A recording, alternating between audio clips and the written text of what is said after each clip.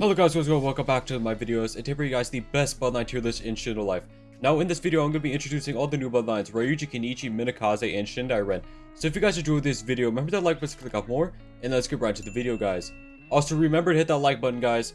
There will probably be some people that are salty that I ranked their favorite bloodline low, so make sure that like button will help out a lot more than you guys think. Alright, so starting off with the basic Akuma, this one's actually going to be in really good. This is actually one of the better base common bloodlines in the game because of the auto dodge combined with the massive amount of damage output it can actually do, combined with the fact that it actually is quite good for comboing with the abilities it has. Goto Joke is going to be going into the top of really good. After all the nerfs, Goto Joke, I believe, is not in the almost broken or broken tier anymore because it just has been nerfed and nerfed and nerfed to the point where it's not quite as good as it used to be, but it still is really good to use and it still is really good in combos. Ashes Storm's actually going to really good, actually at the bottom are really good. I feel like it has a lot of single target DPS. It has some of the highest single target damage in the game, but it is not very good for AoE. So because of that reason, it's going to be at the bottom really good. Next up is going to be Azarashi. It's going to be going to good. It's literally just Nature 2.0. You can even check it, fact check it yourself. It literally is just Nature's abilities, but a little bit better. Zimseko is actually going into really good above Akuma, below Goto Joke. The reason for this is because the counter does quite carry a Zimseko, but the other abilities actually do have quite a bit of DPS output that can be useful in certain situations. Bankai is going to be going into almost broken. I feel like I kind of overrated Bankai for a while now, because Bankai, while it is very, very good, it isn't quite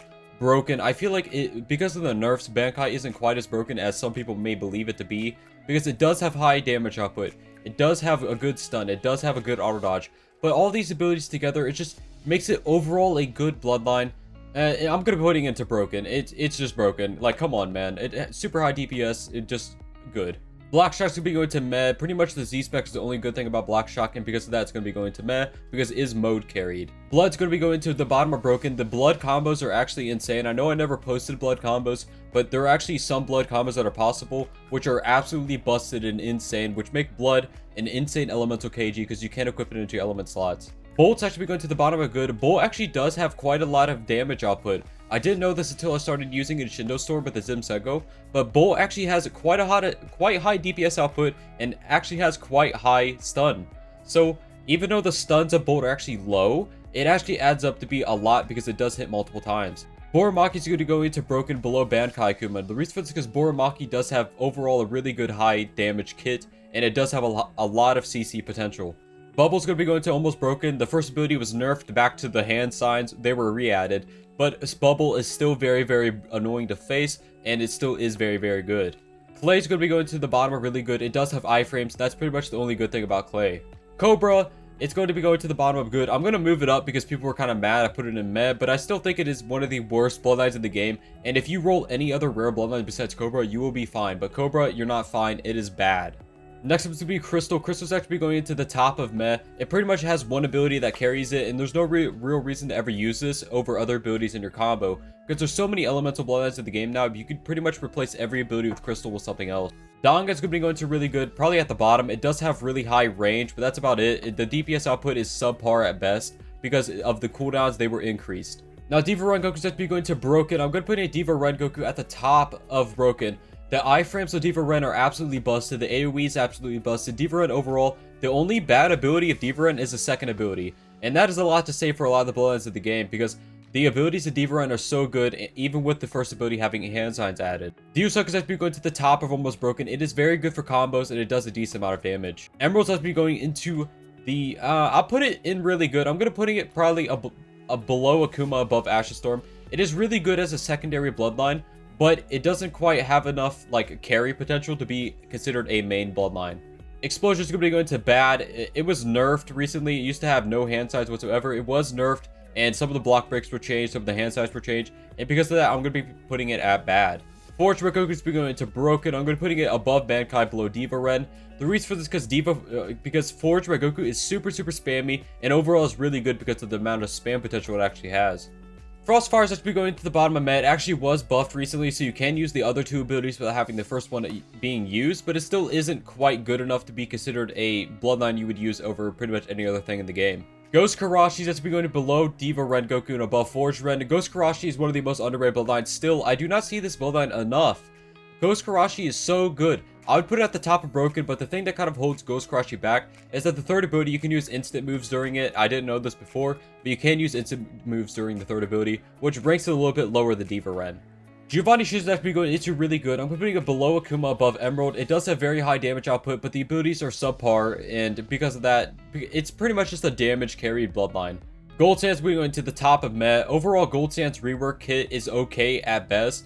I would pretty much use any other bloodline in the game besides Gold Sand. Maybe you go to the point of saying I'd rather use Black Shock than Gold Sand, but Gold Sand can be useful sometimes. Hair is actually going into good. I'm going to get to the bottom of good. Hair after the nerfs, I proposed a damage buff to the first and second ability, but they didn't do that, obviously. But I mean the first and third ability, not the second ability. The second ability and C-Spec were actually nerfed quite drastically. C-Spec was actually reduced by the duration by half, and the damage was reduced by half. Second ability damage was reduced by half, and overall it was put on the global stun cooldown, which overall just makes Hair not nearly as good as it used to be. Wanzayame is actually going into good. I'm putting it to the top of good. Wanzayame in general can be quite good. Wanzayame in general can actually be quite good as a carry bloodline, but there's usually another better bloodline to use when it comes to specific abilities of the bloodline. Ice is going to be going to Meh above Crystal. The reason for this is because Ice can be useful in different situations, and the first ability doesn't have any hand signs anymore. Inferno is actually going to really good at the bottom. Inferno can be useful for combo extending, but that's pretty much going to be it. Ink's going to be going to really good, probably above probably above Emerald, below Giovanni Shizen. It can be very useful as a bloodline. It's probably one of the best, not that rare bloodlines in the game, because it does have a lot of main carry bloodline potential, with the abilities having a lot of block breaks, stunning potential, a lot of damage. So Ink overall is a very good bloodline if you're actually stuck with it. Apollo Sands I'd be going to really good below Akuma and above Giovanni Shizen. Apollo Sands M1s are so far, it is insane. And Iron Sand actually has a lot of damage potential when you actually hit all the abilities correctly. Eternal's going to be going into really good. I'm going to be below Giovanni and above Ink. Eternal actually lost a lot of its combo potential when the C-Spec was reduced by half of the duration, but it still can be very good, and the first ability was actually buffed quite drastically. Joke is actually going to good. I'm going to be good, probably at the top of good. It doesn't have quite as much DP. It doesn't have quite as much DPS as Golden Joke, but it still has a decent amount of DPS to be at the top of good. Kakatsu is actually going to the bottom of good. After the buffs, Kakatsu is no longer bad in my opinion. It can be useful in certain situations. Kaijin is actually going to really good below Ink and above Emerald. Kaijin is actually one of the most underrated bloodlines in the game right now. It has some of the highest DPS output, but it doesn't have any, pretty much any, potential besides DPS, but the monkey can be very annoying to fight. Kamaki is actually going into broken. I'm actually going to be putting Kamaki below Ghost Karashi above Forge Ren. The TPing can be annoying a lot of the times, and it does have quite DPS output if you hit all of the second abilities. Karada is actually going into Meh. Karada is actually at the top of Meh. It does have quite high damage, but I feel like the abilities are kind of weird, which is, it may not make the bloodline bad, but it does make it very weird. Kenichi is actually going to the top of Almost Broken. The auto dodge is still there, and it still is a Taijutsu bloodline, but the hand sides are still there on the third ability, if I'm not mistaken, which does make it a lot worse than it used to be, but it still is quite good. Doke is going to be going to the bottom of really good. It can be useful for M1 combos, but that's about it. Khonshu is actually going into really good. I'm putting it above Dangan, below... No, it's definitely going to be above Eternal, below Giovanni Shizen. Khonshu is actually one of the most noob stomping bloodlines of the game. It can be very useful when people don't know how to chi manage themselves, so you can just drain their chi and they're basically screwed after that. Lava's going to be going to the bottom of bad. I know people say, oh, Lava's good for Jin hunting, but you can use any other bloodline for Jin hunting. I don't get it. Light Jockey is going to be going to the bottom of Almost Broken. Light Jockey actually after the nerfs isn't... no. It's going to definitely be above... It's definitely going to be above Bubble. Light Jockey isn't quite as good as it used to be because the second ability was nerfed quite drastically, but the C-Spec still is very, very good. Mecha Spirit's actually going into the bottom of good. The first ability kind of carries Mecha Spirit right now. The third ability is quite good to escape things, but the mode needs buffed. The mode is so terrible for Mecha Spirit, I just cannot recommend it. Minakami is actually going into the good tier below Joke. Minakami overall can be useful in a lot of different situations, but Minakami just doesn't have a lot of something to make it useful over a different bloodline. Mud is actually going into Meh. I'm going to putting it probably below Gold Sand, above Ice. Memes aside, Mud isn't quite good enough to be considered, a carry bloodline, but it can be useful, I guess, in certain situations. Naramaki is actually going into Almost Broken. I'm putting it at the top. You guys may be surprised with this because I actually crap on Naramaki a lot of times, but Naramaki is actually a lot better than I thought. The reason for this because it does actually have one of the highest AoE moves in the game. I'm pretty sure every single one of Narmaki's moves besides the first ability is AoE, which is actually very good for noobs, because I can get why noobs think it is so good, but I do think the damage is quite enough to be considered almost broken. If it wasn't so dodgeable, it would definitely be in the broken tier. Nature's actually going into Met. It's actually the best common bloodline, and that's about it. Nectar is going to be going into probably the bottom of really good. It can be useful. The Z-Spec can snipe people at times, and the abilities of it are actually very good after the buffs. Odin Sabri is actually going into really good. I'm going to be putting Odin Sabri probably below Gotojoki above Zensenko. Odin Sabri can actually be very useful at times, simply because Odin Sabri does have a lot of stunning, and it does have a lot of, ranged abilities where it can close the gap quite significantly. Gotojoki is actually going to be moved to above Diosenko and below Kenichi on Almost Broken. Okami is actually going into the... No, Okami is going to be in bad. Okami, after the rework, I feel like it's not very useful. You can use it to meme people at times because it does have quite high DPS output, but there's usually just a better bloodline to use. Paper is actually going to the bottom of really good. I'm putting it above Nectar. It does have very high DPS output, but it lacks, it lacks actual potential as a carry bloodline, because it can be useful as a combo ender, but that's... Atomic's actually going to the top of Met. Atomic still does a lot of damage, and the stun still can be useful sometimes, I guess. Pikaseko's actually going to really good. Pikaseko's actually going... I'll put it below Akuma, above Iron Sand. Pikaseko does have quite high DPS output after the third ability was buffed. Vine is actually going to really good. I'm putting it below Giovanni Shizen, above Conchu. The reason is Vine does have high DPS and high stunning potential, but the abilities have your damage when you actually stun them, which I find kind of weird. The auto dodge is also very good. Ryan Akuma is actually going into really good. I'm putting Ryan Akuma actually at the top of really good. The iframes kind of carry Ryan Akuma, and if you don't know how to use iframes, I would avoid this bloodline. Ryan Red Goku, I'm actually going to be putting into broken. Ryan Red Goku, I'm going to be putting at the bottom of broken. Now, the reason for this, because Ryan Red Goku, I believe, is still very broken. The Z-Spec, it does have massive AoE. It still has a lot of iframes, a lot of potential as a, support bloodline. Without a doubt, it's one of the best support bloodlines in the game. Ren Goku is actually going to really good above Onisabru, below Ryan Akuma. The reason is because Ren Goku does have a lot of combo potential, and the second ability is very busted for Ren Goku. Ren Shiki is actually going to the bottom of Almost Broken. Ren Shiki is definitely one of the most underrated bloodlines of the game right now. It does have a lot of block breaks and a lot of damage potential. It just isn't used very much because it's not cool to throw green balls everywhere. Now, Riser Akuma, I'm actually going to be putting it to Almost Broken above Diosenko and above Gotojoke. Now, you guys may be thinking, why? Riser has actually been nerfed so many times to the point where it isn't nearly as good as it used to be. Raikish is actually going to Almost Broken. I'm putting it above Riser, below Gotojoke. It does have a lot of AoE, a lot of high damage, but it can be avoided quite easily. Sabryu is going to be going into good above Bolt and below Azarashi. Sabryu is mainly a 1v1 bloodline. If you're in any team fight whatsoever, you will immediately lose. Sand is actually going into good. I didn't realize how good Sand was until I fought someone using the third ability. The third ability is so good for just getting around. It's a flying ability if you guys don't know, and it is very, very good. Sriracha is going to be going into Broken. I'm putting Sriracha above Blood and below Boromarki. The reason for this is because Sriracha is actually very useful as a bloodline. All of its abilities are instant, and all of its abilities have some use. Sriracha is probably one of the must pick up Akumas in the game. Satori is actually going into Almost Broken above Riser Akuma. Now, the reason for this is because Riser Akuma is actually not quite as good as Satori, because Satori does have a lot of stunning potential. Ryan Akuma, I'm actually going to be moving above both of these, and Ryan Akuma is going to be there on the list. Scorch is going to be going into bad. It's literally just Frostfire without the stunning. I'm putting it at the bottom. Station is going to be going to really good. I'm going to be putting Station below Asher Storm above Clay. The reason is because Station is actually very, very, very useful as a bloodline in 1v1 scenarios, but it doesn't quite have a team fight carry potential.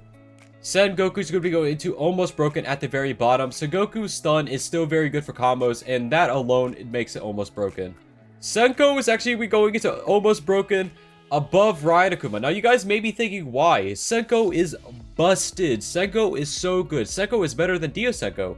Senko's first ability is a block break teleport ability that does a massive amount of damage on an 8-second cooldown.